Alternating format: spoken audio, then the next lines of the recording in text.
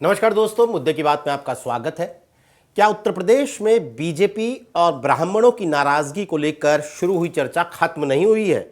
ये सवाल इसलिए क्योंकि उत्तर प्रदेश में ब्राह्मण विधायकों की बैठक करवाने वाले कुशीनगर के विधायक पंचानन पाठक ने फिर तेवर दिखाए हैं। इस बार अपने सोशल मीडिया पोस्ट पर उन्होंने लिखा है कि ब्राह्मण का कर्तव्य सत्ता या स्वार्थ नहीं बल्कि समाज को दिशा देना है।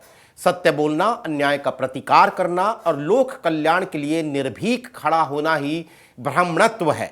यही सनातन परंपरा का मूल संदेश है।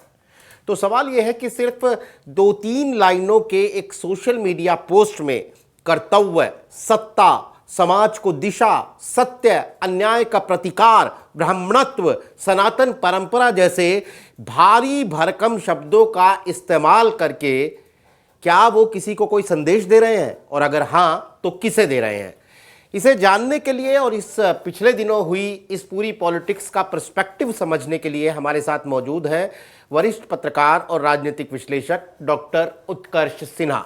उत्कर्ष जी, पहला सवाल यही है, आपने पंचानन पाठक का जो ताज़ा ट्वीट है वो देखा होगा, ताज़ा एक्स पोस्ट है जो वो देखा होगा, तो सवाल यही है कि दोबारा पोस्ट लिखने का मतलब क्या है और उसमें जिस तरीके के शब्दों का इस्तेमाल है वो क्या किसी को कोई संदेश दे रहे हैं? नीरज जी, एक चीज तो स्पष्ट है और सबको स्पष्ट है कि अगर राजनीतिक व्यक्ति कोई बात करता है तो राजनीतिक बात ही करता है। तो ये तो है कि जिस दिन पहली बार बैठक कुटुंब की बैठक हुई थी जिसमें तकरीबन 50 के करीब विधायकों की मौजूदगी की बात हुई थी, ये तो उसी दिन से मसला गर्म हो गया था।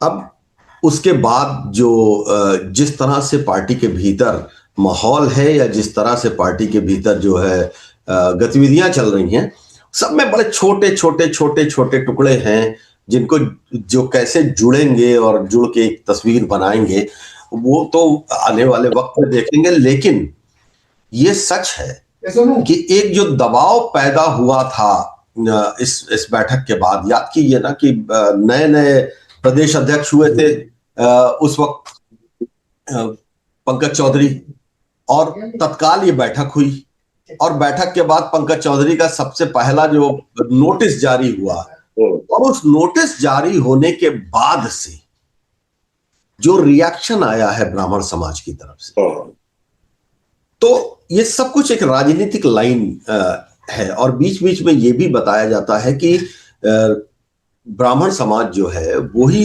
उत्तर प्रदेश के राजनीति का नियंत्रण करता है एक तरीके से, और कई इसके उदाहरण भी देता रहता है समाज की।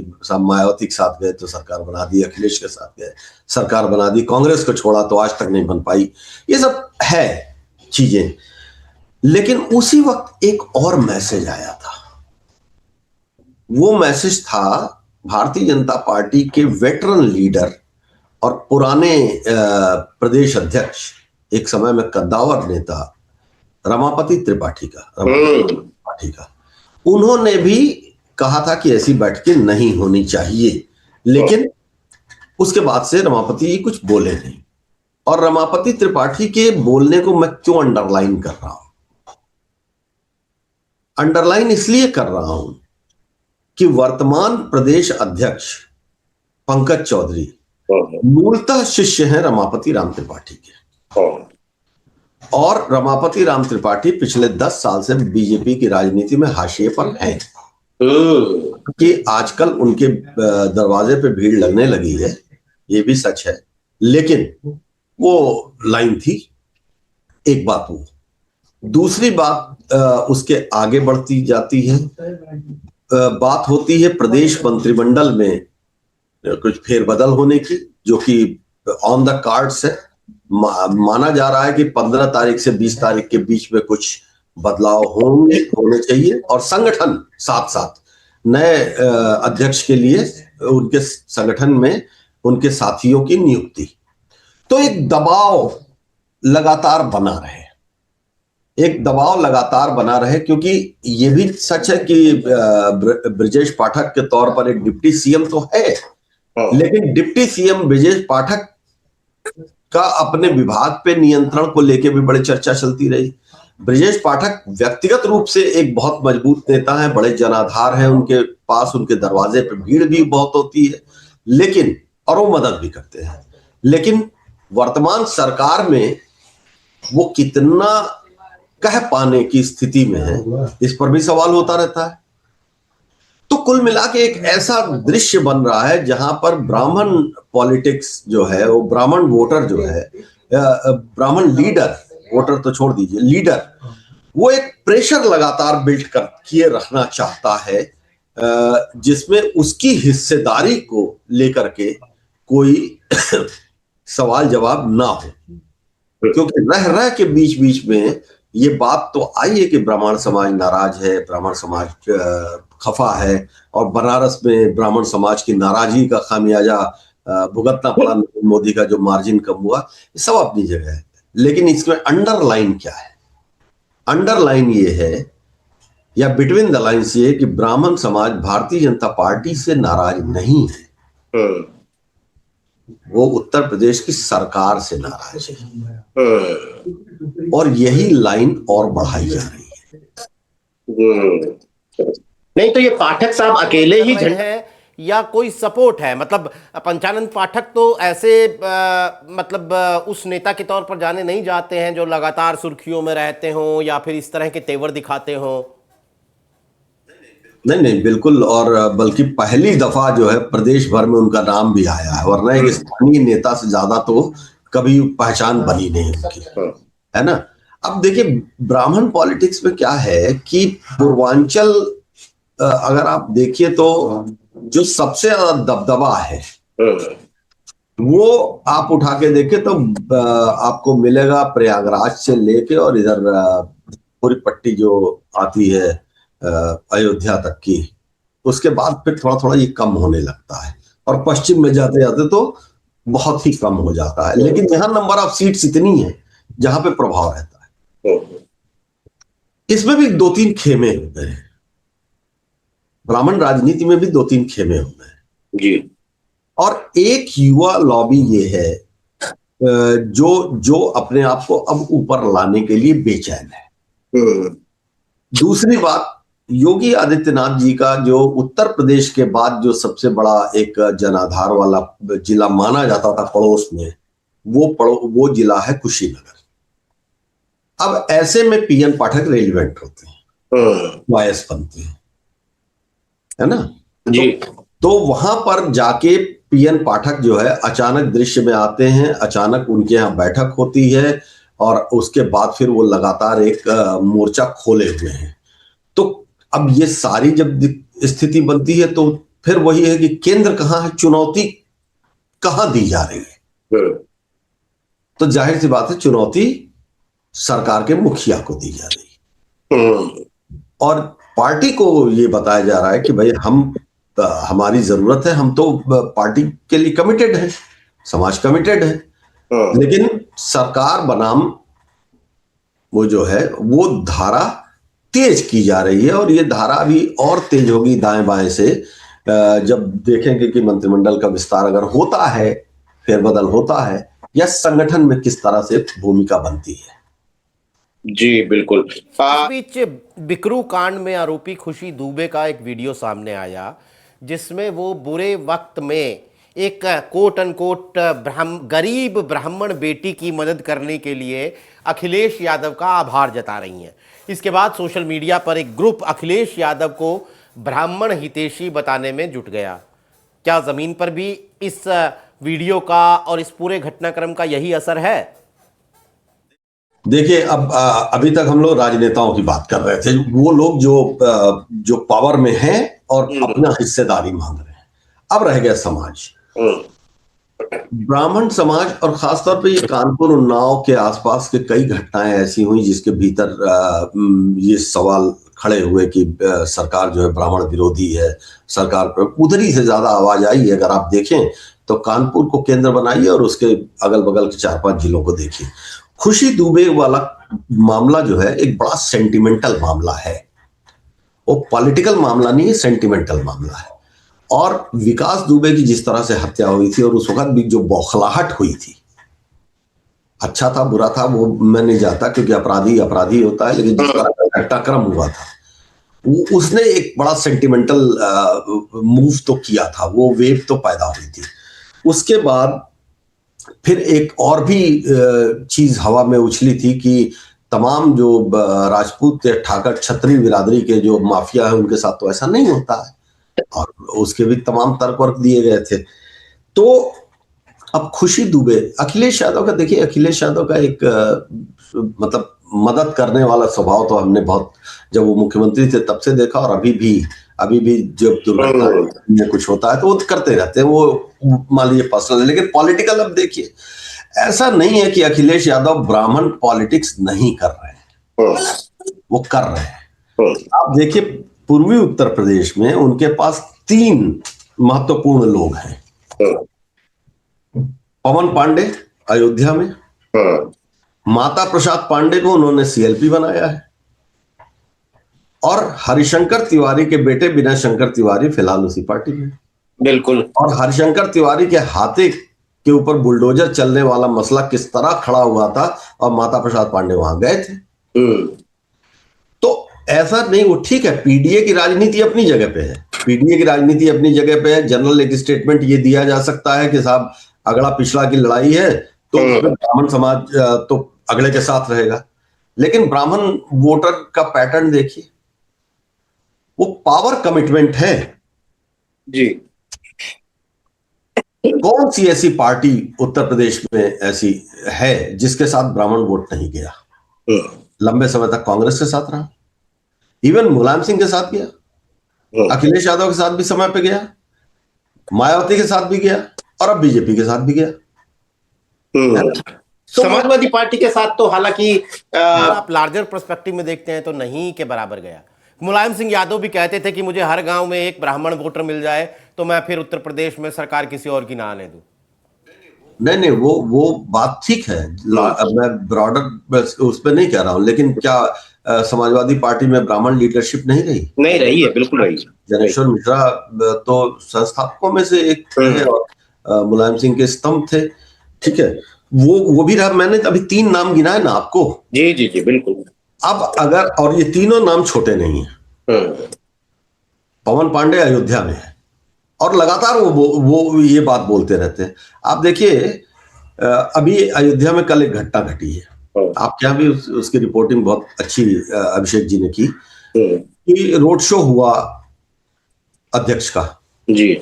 खब्बू तिवारी और अभय सिंह दोनों के मंच पर नहीं गए, और गए तो कहां गए ब्रजभूषण के मंच पर गए, तो विनय कटियार के मंच पर। विनय कटियार जो अब एक तरीके से स्मृति लोप की स्थिति में है, मैं बता दूं, उनके बारे में चाहे जितनी हो, स्मृति लोप की स्थिति में है। व्यक्तिगत बातचीत कीजिए, उनको यही नहीं पता है कि अशोक सिंघल जी अभी जीवित हैं कि दिवंगत हो गए।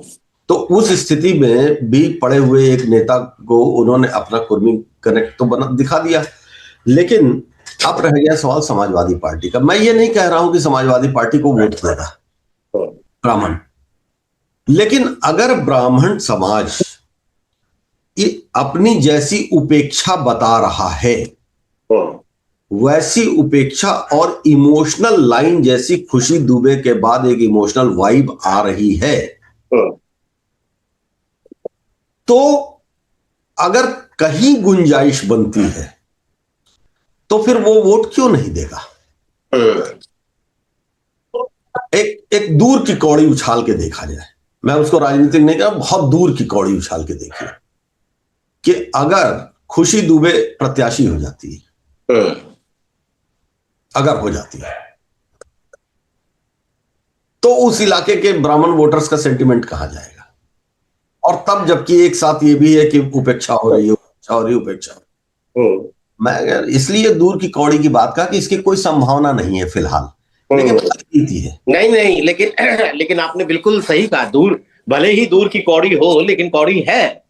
जैसे ही वो वीडियो आया तो एक चर्चा बहुत सारे सवालों में और उसको लेकर जगी बहुत सारी दिलचस्पियों में एक ये भी थी। और देखिए ब्राह्मण समाज के साथ एक जो स्वाभाविक टकराव अगर किसी का रहा है तो वो क्षत्रिय समाज का रहा है। है ना। ब्राह्मण समाज को ओबीसी और दलितों से बहुत दिक्कत नहीं रही, इवन मुस्लिम के साथ भी नहीं दिक्कत रही। मायावती का टाइम देखिए ना, जी। कॉम्बिनेशन क्या बना था जो एब्सोल्यूट मेजॉरिटी में आई थी। तो ब्राह्मण समाज जो है उसका अगर टक्कर है, टकराव है, तो वो राजपूत समाज के साथ है। और वो मानता है कि अगर राजपूत, अच्छा अब देखिए उत्तर प्रदेश में, मतलब ये बहुत इंटरेस्टिंग वो दिख रहा है कि राजपूत समाज के भीतर भी जनरली कह दिया था कि सारे ठाकुर योगी के साथ है।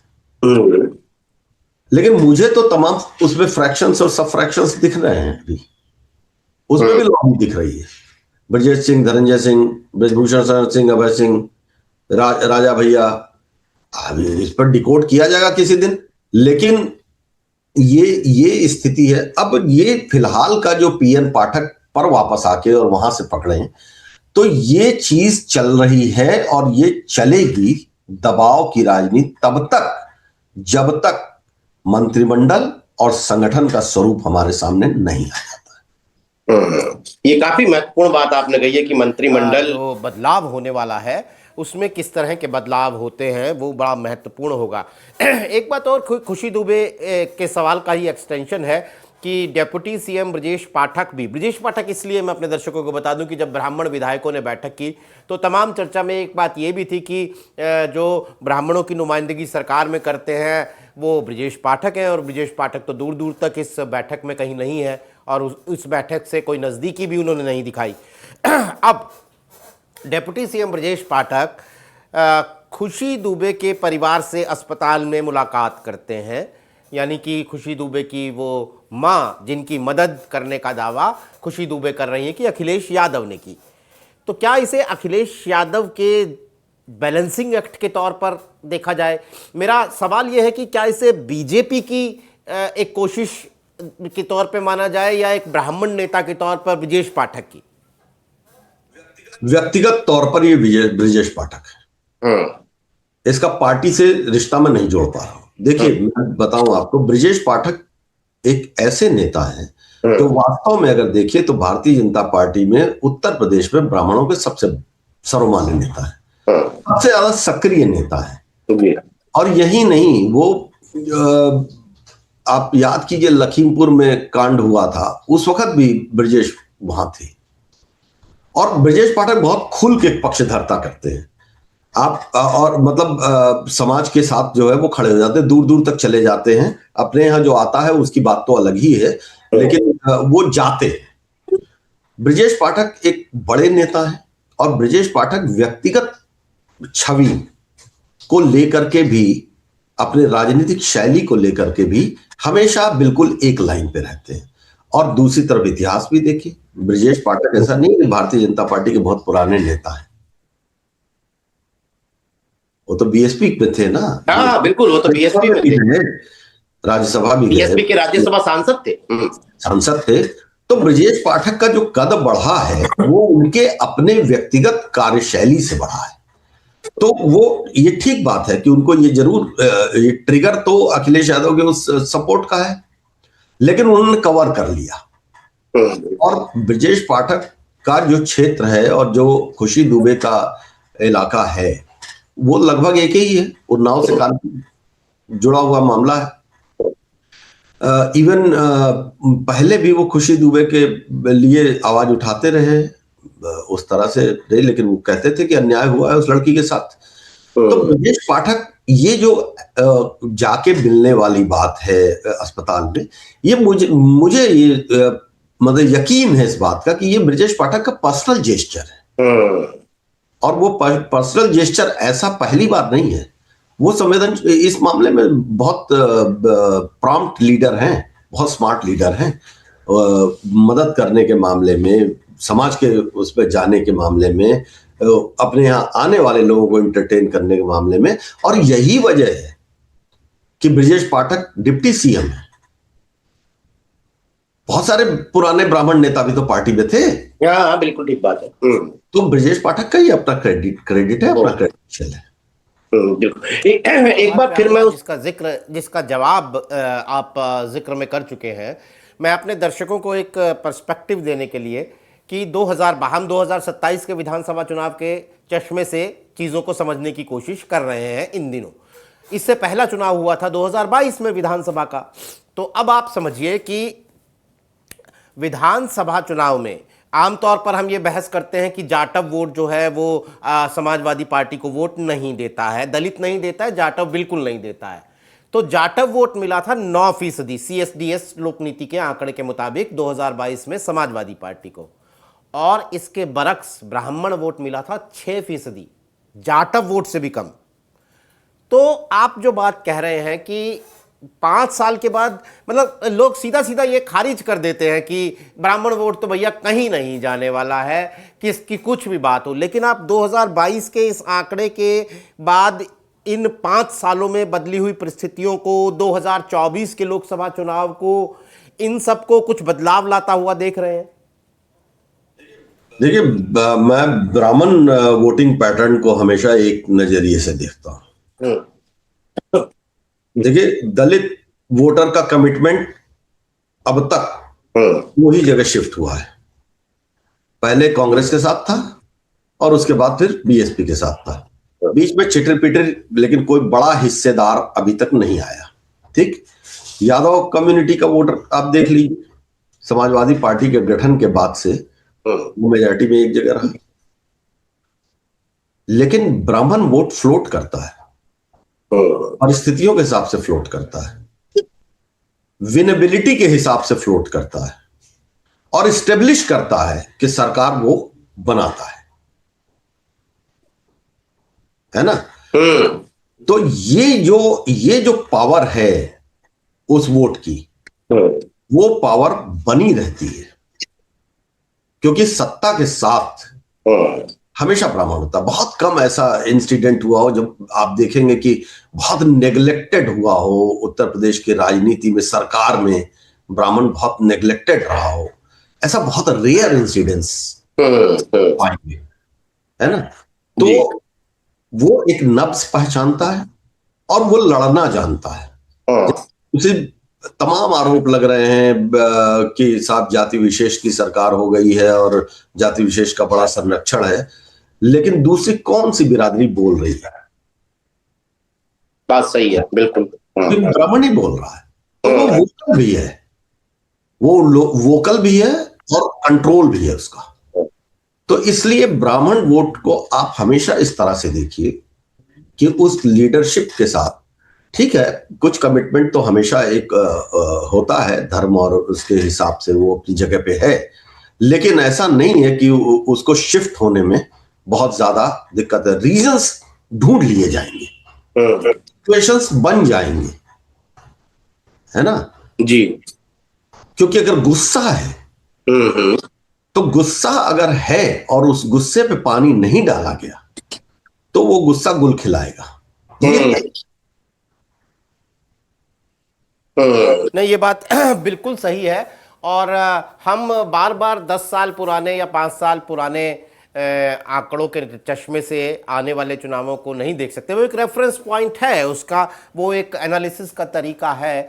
लेकिन जिस तरह से परिस्थितियां बदली हैं और ख़ास तौर पर बदल रही हैं, वो हमें कोई नई तस्वीर दिखा सकती हैं, इसमें कोई दो राय भी नहीं है। और जिस तरह से ख़ास तौर पर उत्तर प्रदेश में बीजेपी या फिर विपक्ष यानी अखिलेश यादव जिस तरीके से अपनी रणनीतियों को बदलते हैं या बदलते हुए हमें दिख रहे हैं। खैर, ये पूरी जो ब्राह्मण पॉलिटिक्स है दोस्तों, ये अभी ख़त्म तो नहीं हुई है, और ये आने वाले दिनों में किस तरह क्या रुख दिखाती है, बीजेपी का इसे लेकर क्या एक रवैया रहता है, अखिलेश यादव इस पर किस तरीके से एक्ट करते हुए दिखते हैं, ये सब देखना बहुत दिलचस्प होगा। क्योंकि जैसा अभी उत्कर्ष जी ने कहा कि ब्राह्मण जो है वो सरकार बनाता अगर है तो वो बनाते हुए दिखना भी चाहता है, और बहुत अथॉरिटेटिवली ये शो करता है, ये दिखाता है कि हाँ, सरकार बनाने में मेरा कितना बड़ा योगदान है। तो हम आने वाले दिनों में इस पूरी परिस्थिति पर नज़र बनाए रखेंगे। आज हमारे साथ इस कार्यक्रम में शिरकत करने के लिए डॉक्टर उत्कर्ष सिन्हा, आपका बहुत बहुत शुक्रिया। तमाम दर्शकों का भी आभार। नमस्कार।